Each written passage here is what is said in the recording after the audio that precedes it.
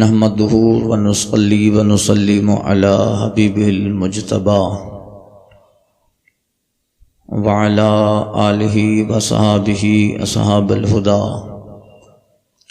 أما بعد أعوذ بالله من الشيطان الرجيم براءة من الله ورسوله إلى الذين عاهدتم من المشركين۔ سورہ انفال ختم ہوئی اور سورہ توبہ شروع ہے۔ درمیان میں 12ویں شریف کے 12 بیانات ہوئے اور 3-4 دن درس بند تھا۔ اب اول سے سورہ انفال کے بعد سورہ توبہ اور اس کے تعلق سے کچھ باتیں میں عرض کر چکا۔ اتنے دن گزر گئے تو شاید اگلا درس دماغ میں نہ رہا ہو، کہاں سے تعلق ٹوٹا تھا اور کہاں سے شروع کرنا ہے۔ اس فقیر کے دماغ میں تو ہے الحمدللہ۔ تو سورہ انفال کے بعد سورہ توبہ، اور سورہ توبہ کی جملہ خاصیات اور خصائص میں سے ایک خصوصیت اس کی یہ ہے کہ اس سورہ کے شروع میں بسم اللہ الرحمن الرحیم نہیں ہے۔ باقی قرآن مجید کی ہر سورت کے شروع میں بسم اللہ ہے۔ اب دیکھنا یہ ہے کہ قرآن مجید کی شروع میں جو سورہ کے شروع میں جو بسم اللہ ہے، یہ بسم اللہ الرحمن الرحیم سورت کا حصہ ہے یا شروع کرنے کے لیے اللہ کا نام ہی ہے؟ کیا؟ تو علماء احناف، ہمارے علماء یہ کہتے ہیں کہ قرآن مجید کی سورتوں کے ابتدا میں جو بسم اللہ الرحمن الرحیم لکھا ہے وہ سورت کا حصہ نہیں ہے۔ وہ ایک سورہ کے ختم ہونے کے بعد دوسری سورہ کی جو ابتدا ہو رہی ہے، ان دونوں کے درمیان ڈیوائیڈ کرنے، اسپیس دینے کے لیے بسم اللہ الرحمن الرحیم مکتوب ہے، تاکہ پتہ چلے کہ پہلے والی سورہ ختم، اب یہاں سے نیا چیپٹر نئی سورہ سے شروع ہو رہا ہے، تو دونوں میں فصل اور گیپ کرنے کے لیے سورہ کے شروع میں بسم اللہ الرحمن الرحیم لکھا گیا۔ تو جو قرآن مجید کی سورتوں کے شروع میں بسم اللہ ہے وہ قرآن کا حصہ نہیں ہے، مگر بسم اللہ الرحمن الرحیم یہ قرآن کا حصہ ہے، اس لیے کہ وہ درمیانی سورہ نمل میں جناب سلیمان علیہ السلام کا ذکر ہے، تو وہاں یہ پوری بسم اللہ الرحمن الرحیم ایک آیت ہے، قرآن کا حصہ ہے۔ انہ من سلیمان انہ بسم اللہ الرحمن الرحیم، وہاں یہ سورت کا حصہ ہے۔ تو نفس بسم اللہ، ذات بسم اللہ الرحمن الرحیم یہ قرآن کا حصہ ہے، مگر وہ بسم اللہ جو سورہ کے شروع میں لکھی گئی ہے وہ صرف ایک سورت کے ختم دوسرے کے شروع ہونے کے ڈیوائیڈ کرنے کے لیے، بتانے کے لیے کہ ایک ختم ہے دوسرا شروع ہے، اس لیے بسم اللہ اکبر۔ سمجھ گئے آپ؟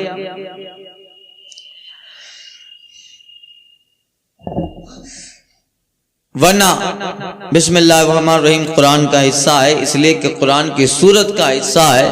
اور سلیمان علیہ السلام کے ذکر میں کہ جب حضرت بلقیس کو خط لکھتے ہیں تو خط کی ابتدا بسم اللہ الرحمن الرحیم سے کرتے ہیں۔ انہ من سلیمان، یہ سلیمان علیہ السلام کے طرف سے خط ملکہ سبا جناب بلقیس کو، اور اس کی ابتدا بسم اللہ الرحمن الرحیم، اور پھر آگے پورا مضمون جناب سلیمان علیہ السلام نے لکھا ہے۔ سورہ نمل میں انشاءاللہ میں عرض کروں گا 10-12 سال کے بعد انشاءاللہ۔ تو اب وہ قرآن کا حصہ ہے۔ اب جب ساری سورتوں میں بسم اللہ الرحمن الرحیم ہے شروع میں، تو پھر سورہ توبہ اور سورہ برات میں کیوں نہیں ہے؟ یہ سورہ توبہ، اس کا ایک نام سورہ برات بھی ہے، سورہ توبہ بھی ہے۔ سنیے، ہیا سورۃ توبہ مدنیہ، یہ سورہ توبہ مدنی ہے۔ وَيَا مَئَةٌ وَتِسْعٌ آیہ وَسِتَّةُ مُخْشَرَ، یہ سورہ مدنی ہے، اس میں 16 رکوع ہیں، 129 آیتیں ہیں، 4078 کلمات ہیں، 10,428 حروف ہیں۔ یہ اور اس کی آخری جو 2 سورتیں ہیں، لَقَدْ جَاءَكُمْ رَسُولٌ إِلَى آخر، یہ 2 آخری آیتیں اس سورہ کی وہ مکی ہیں، وہ 2 آیتیں اس سورہ کی آخر والی وہ مکہ میں اتری ہیں، اس لیے اس کا شروع کا پورا حصہ مدنی ہے اور اس کے آخر کا حصہ وہ مکی ہے۔ میں نے عرض کیا ہے قرآن مکی و مدنی نہیں ہے، قرآن تو عرشی ہے، مگر محبوب مکہ میں رہیں تو اترنے والی سورت بھی مکی ہے، محبوب اگر مدینہ میں رہیں تو اترنے والی سورہ بھی مدنی ہے۔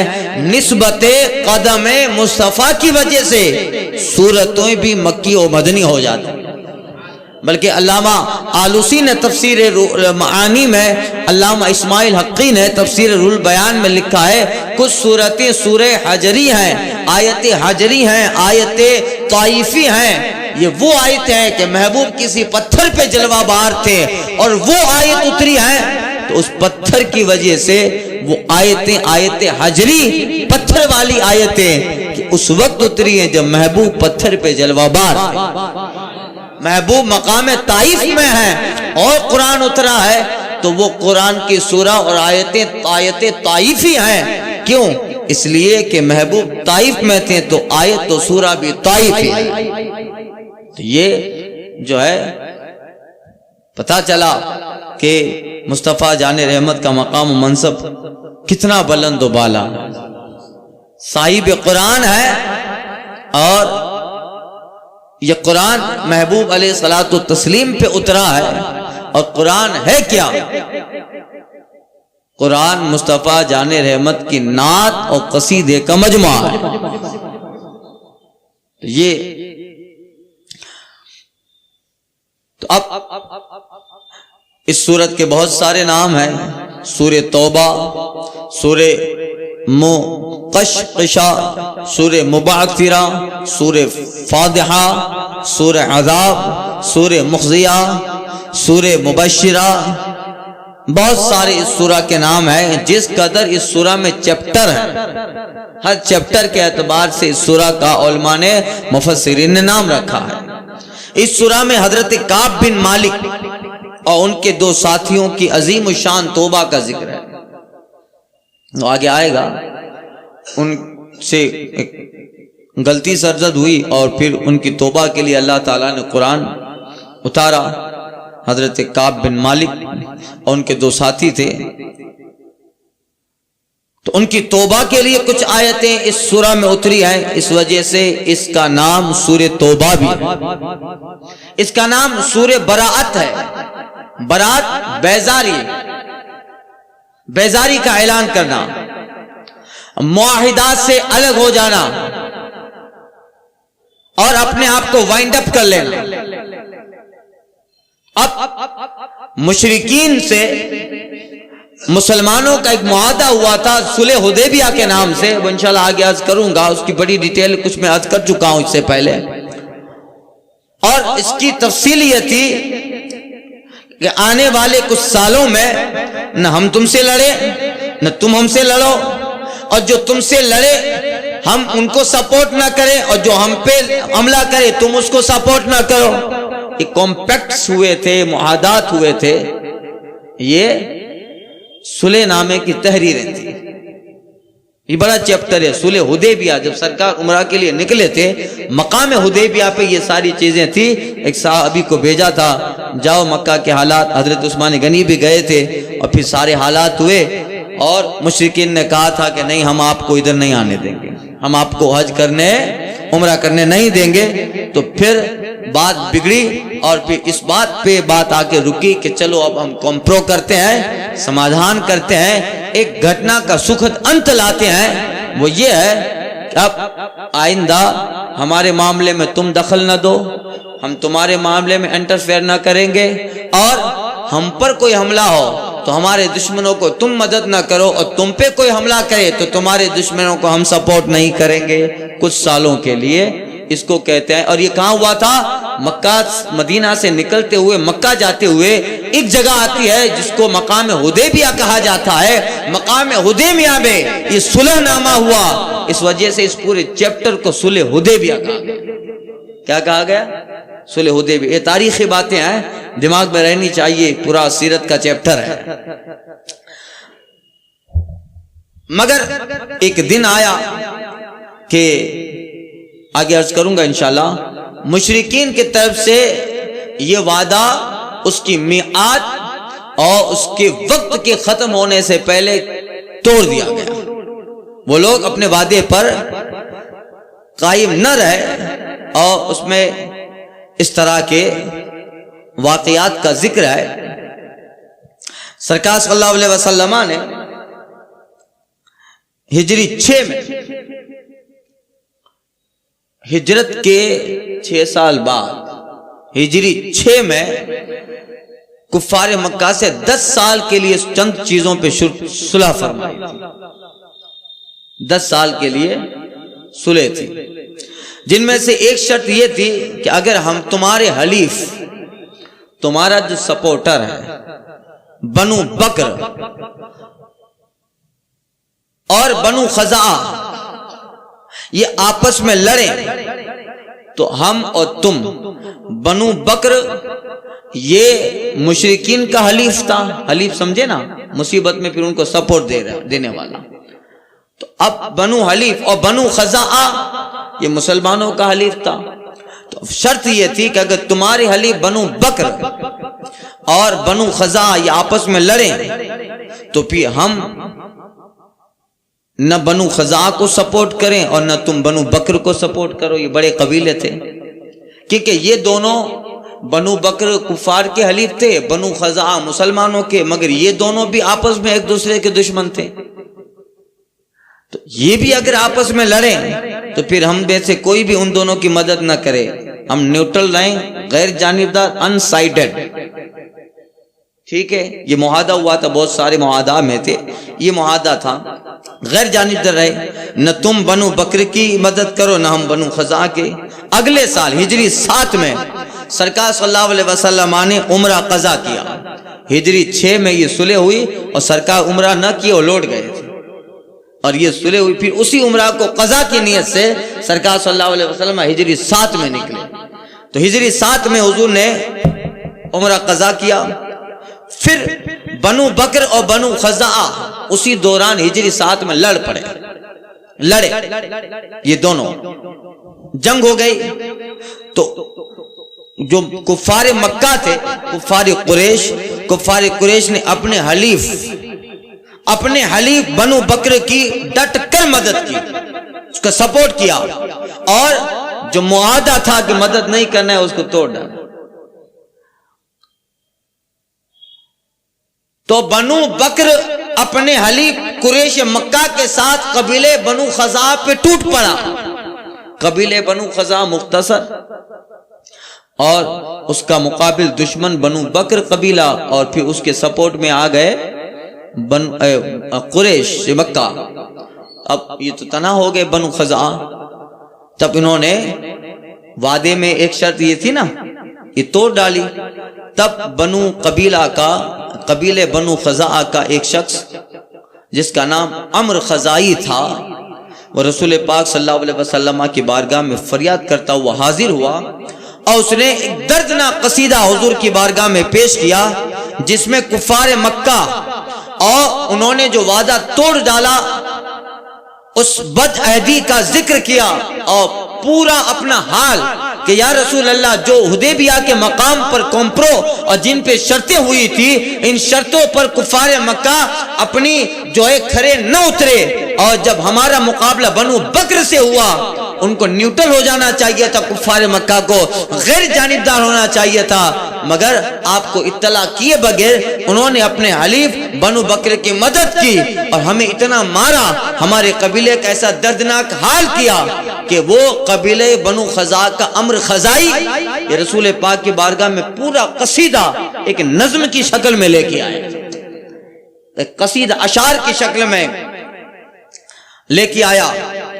فَإِنَّهَا أَشَدُّ مُحَمَّدًا حَلْفُ بَيْنِنَا بَيْنِهِ إِلَّا تَلَدًا قَدْ كُنْتُمْ وَلْدًا وَكُنَّا وَالِدًا تَمَّتْ أَسْلَمْنَا وَلَمْ نَنْزَعَ هَذَا۔ یہ پورا قصیدہ اس نے دکھا اور جس کا خلاصہ یہ تھا کہ یا رسول اللہ آپ سے فریاد ہے، کفار مکہ نے آپ کا عہد توڑ ڈالا، ہم کو بے یار و مددگار کر دیا اور ہمیں بے سہارا سمجھ کر بنو بکر سے مل کر کفار ہم پہ ٹوٹ پڑے، یا رسول اللہ اب آپ ہمارے حلیف تھے، ہماری مدد کو پہنچو۔ یہ قصیدہ لکھا اور اس کے قصیدے میں ایسا درد تھا اور انہوں نے امر خزائی نے اپنے جو درد اور کفار اور بنو بکر کے مظالم کا ذکر اس قصیدہ میں کیا تھا اور کس طریقے سے بے یار و مددگار ہو کر وہ لوگ مظلوم ہو گئے، اس کا اتنا ایک نقشہ اپنے قصیدے میں کھینچا ہے کہ راوی کہتے ہیں کہ اس کا قصیدہ سن کر رسول پاک کی آنکھوں سے آنسو جاری ہو، اتنا جو ہے اس نے لکھا تھا۔ یہ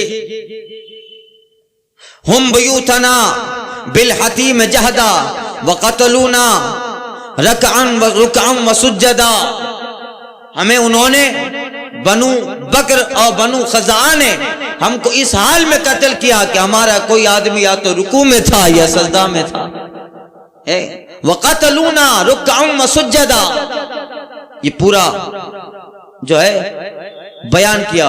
وَانْقَضُوا مِيثَاقَ الْمُؤَكَّدَ وَجَعَلُوا لِي مِنْ قِدَارِ صَدًّا، اور یا رسول اللہ آپ سے وہ ہم سے جو معاہدہ ہو چکا تھا انہوں نے اس کو کھلم کھلا بغیر کسی آپ کو اطلاع اور بغیر خوف الہی کے اس وعدے کو توڑ ڈالا۔ اب کہتے ہیں فیہم رسول اللہ قد تجردا انا سیم خصفم وجہدو تربدا، یہ پورا واقعہ بیان کیا، ایک بہت بڑا لمبا قصیدہ ہے۔ تو یہ وعدہ ہوا تھا جو انہوں نے توڑ ڈالا، سمجھے۔ پھر آگے بات ہے ہجری 8 میں سرکار صلی اللہ علیہ وسلم نے مکہ پہ چڑھائی کی صحابہ کو لے کر اور پورا مکہ مسلمانوں نے فتح کر لیا۔ ہجری 9 میں حج کے موقع پر حضرت ابوبکر صدیق رضی اللہ تعالیٰ عنہ کو حضور نے امیر حج بنا کر مکہ بھیجا۔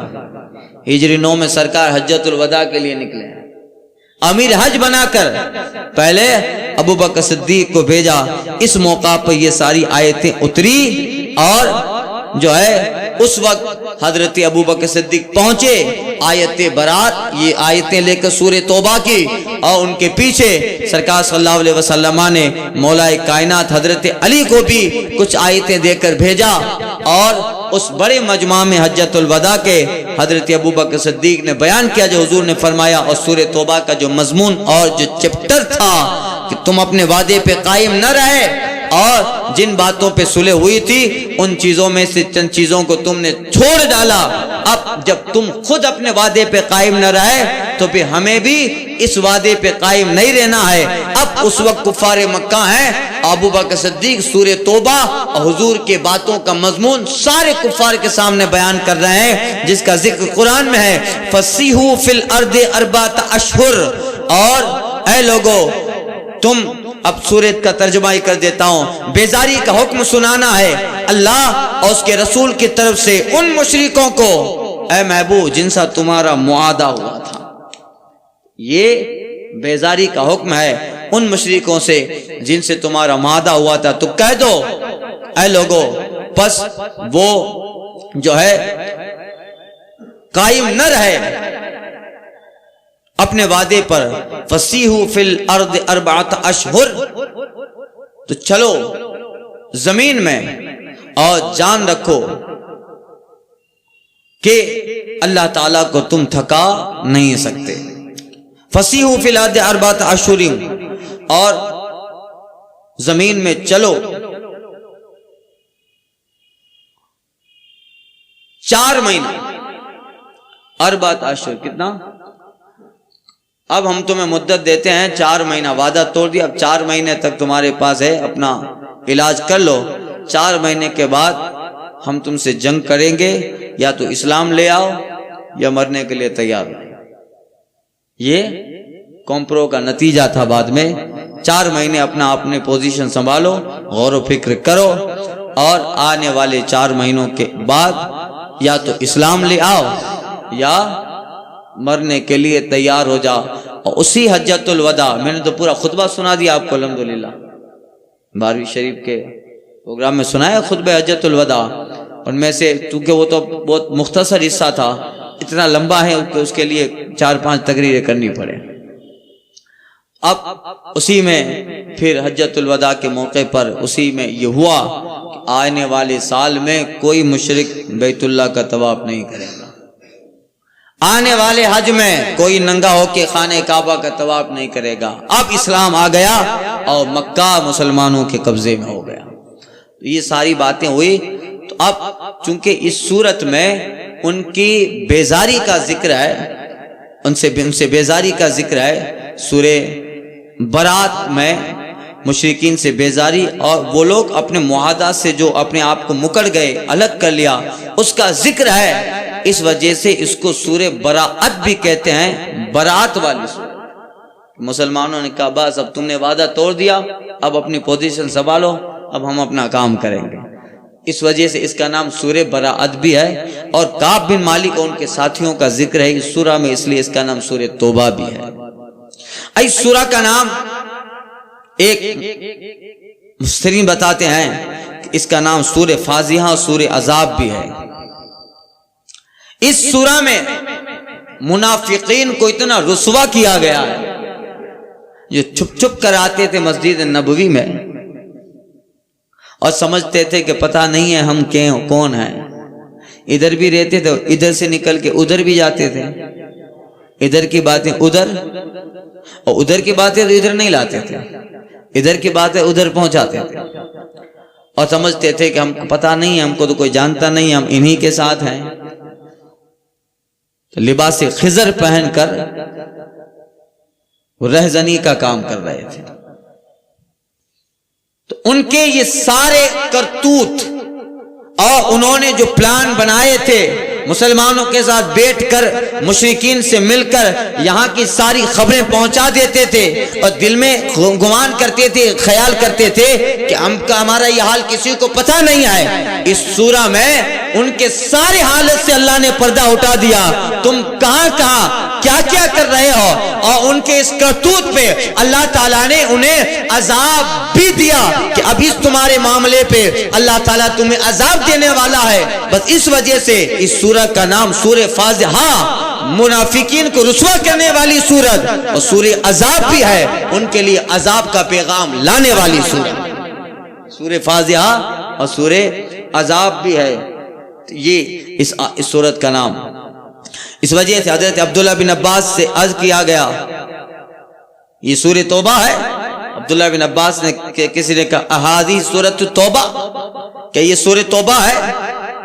تو آپ نے فرمایا ہاں، بلکہ یہ سورہ فاضحہ ہے، یعنی منافقوں کو رسوا کرنے والی سورت. اس سورت میں منہم اتنی مرتبہ آیا ہے، وہ اور یہ وہ کہہ کے ان منافقین کی طرف اشارہ کیا گیا ہے. اتنی مرتبہ منہم ارشاد ہوا ہے. حضرت عبداللہ بن عباس کہتے ہیں میں سمجھا کہ یہ سورت کسی منافق کو چھوڑے گی ہی نہیں، سب کی پول کھول دی. عبداللہ بن عباس کہتا ہے کسی کو نہیں چھوڑے گی. منہم وہ یہ وہ کہہ کے منافقین کے ایک ایک کرتوت کا اظہار ہوا ہے.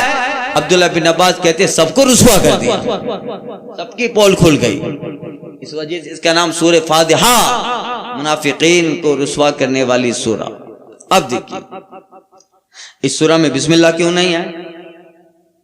بسم اللہ شریف اس سورت میں کیوں نہیں لکھی گئی؟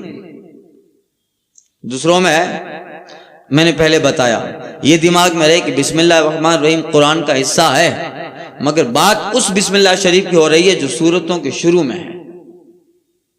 تو وہ میں نے بتایا شروع میں وہ، اور حضرت عثمان غنی رضی اللہ تعالیٰ عنہ جو جامع القرآن کامل الحیاء والایمان ہے، مجاہد جیش العسرت فی رضا الرحمن ہے، اور امت پہ سب سے بڑا احسان کہ انہوں نے قرآن کو جمع کیا۔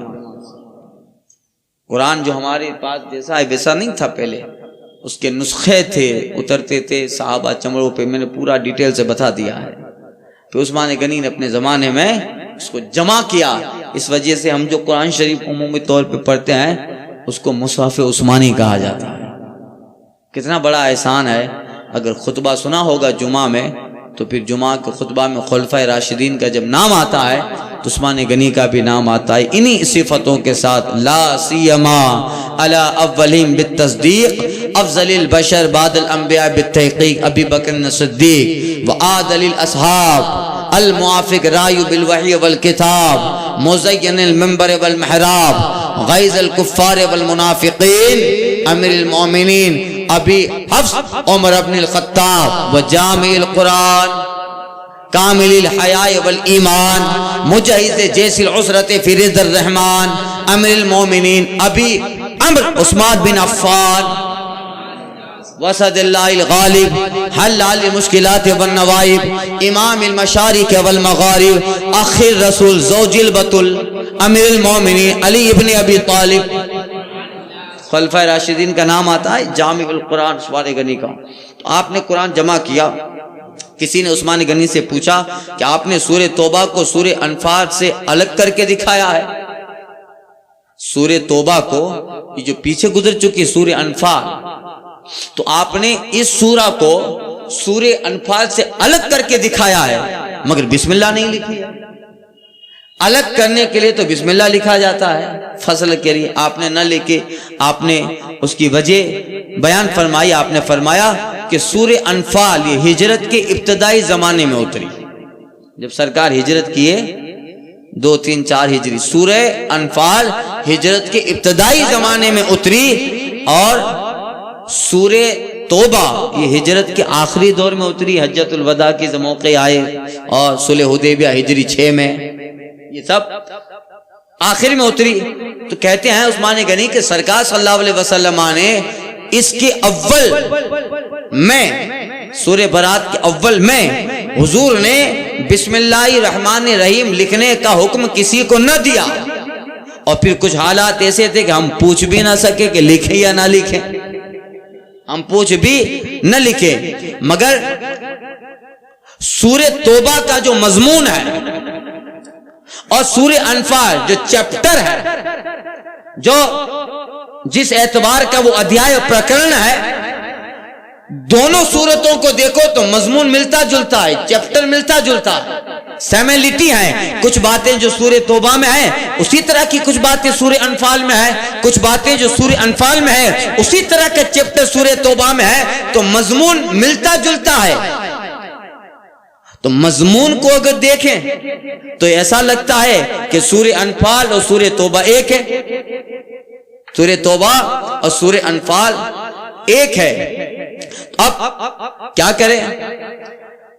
نازل ہونے کا وقت بہت لمبا ہے، یہ ابتدا میں اتری سورہ انفال، اور سورہ توبہ ہجرت کے آخر والے سالوں میں اتری۔ اس سے لگتا ہے کہ دونوں الگ ہیں، مگر جب دونوں کے معنوں اور مفہوم پہ غور و فکر کرتے ہیں، آیت کے تناظر کو دیکھتے ہیں، تو ٹاپک جو اندر چھڑا گیا ہے اس سے پتا چلتا ہے کہ ایک ہے۔ تو ایک سائٹ پہ غور کرو تو الگ لگتی ہیں، ایک سائٹ پہ غور کرو تو دونوں صورتیں ایک لگتی ہیں۔ اب کیا کریں؟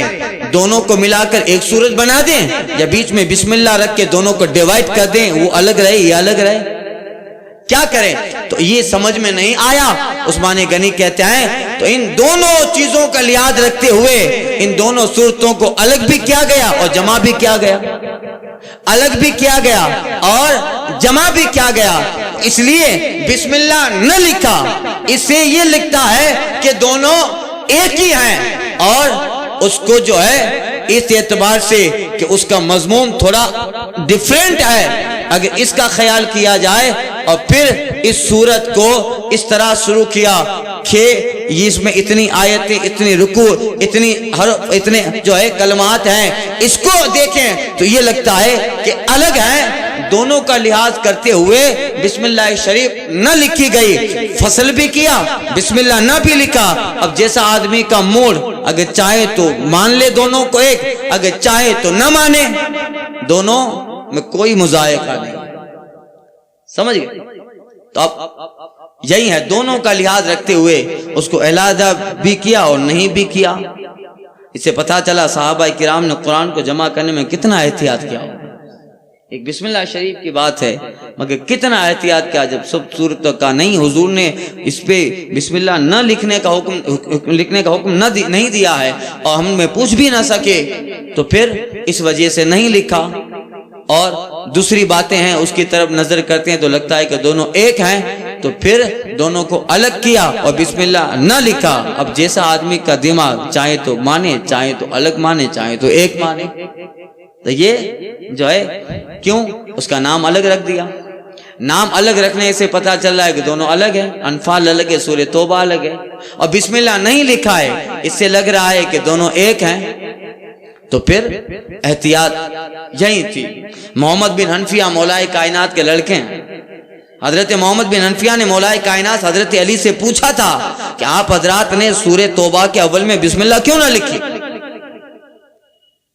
بعد والے وہ تو بھائی قرآن کیسا پڑھتے تھے، اللہ اللہ، کہ پورا ایک ایک بات انہوں نے صحابہ سے پوچھ لی کہ حضور کے زمانے میں یہ کیا ہوا تھا، وہ کیا ہوا تھا.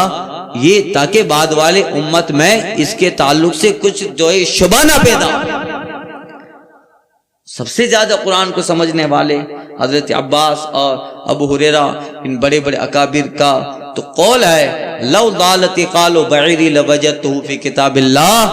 ہم نے تو قرآن کو ایسا پڑھا الحمدللہ کہ ہمارے اونٹ کی رسی بھی گم ہو جاتی ہے تو گھر پہ آ کے قرآن کھول کے دیکھتے ہیں کہ کہاں پڑھی ہے.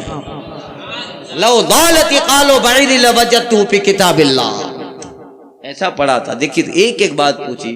محمد بن حنفیہ یہ بعد میں ہوئے، مولائے کائنات سے کہہ رہے ہیں، ابا جان سے کہہ رہے ہیں، اپنے والد سے کہہ رہے ہیں. آپ نے، اور آپ سے مراد آپ نے، صحابہ نے حضور کے زمانے میں تھے. سب سورتوں کے شروع میں بسم اللہ شریف لکھے. سورہ توبہ کے شروع میں آپ نے بسم اللہ کیوں نہ لکھی؟ مولائے کائنات فرماتے ہیں کہ سورہ توبہ یہ تلوار کے ذریعہ کفار سے امن اٹھانے کے لیے اتری ہے. ایک معاہدہ تھا مسلمان اور کفار کے درمیان، ایک معاہدہ تھا، اور اس معاہدے کو کفار نے توڑ ڈالا. اور جب انہوں نے توڑ ڈالا تو پھر اس کے تناظر میں سورہ توبہ اتری.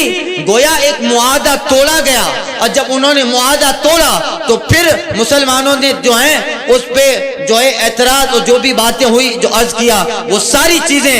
تو اب سورہ توبہ تلوار کے ذریعہ کفار سے امن اٹھانے کے لیے اتری کہ تم نے اپنے معاہدے پر تم قائم نہ رہے، اب لڑنے کے لیے تیار ہو جاؤ. تو کہتے ہیں کہ اسی وجہ سے کہ امن اٹھانے کے لیے اتری ہے، اور جہاں امن نہ ہو وہاں بسم اللہ نہیں ہے، وہاں بسم اللہ.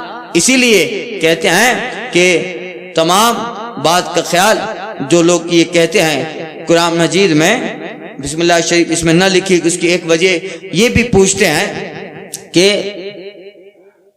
عرب میں دستور تھا کہ جب کسی قوم سے معاہدہ چھوڑنے کا اعلان کرنے پہ جنگ کے لیے خط لکھتے تھے.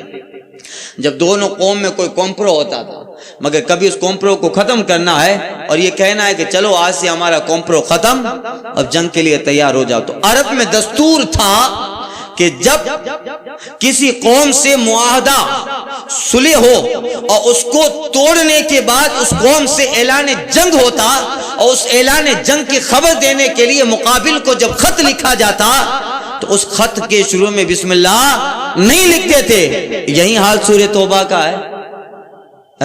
یہی حال یہاں ہے کہ معاہدہ توڑا اب تیار ہو جاؤ، تو وہاں بسم اللہ نہیں لکھی.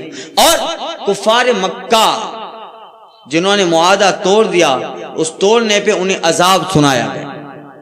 انہیں کیا سنایا گیا؟ عذاب کی خبر. ہاں تمہاری اس کرتوت پہ تم عذاب کے شکار ہوں گے۔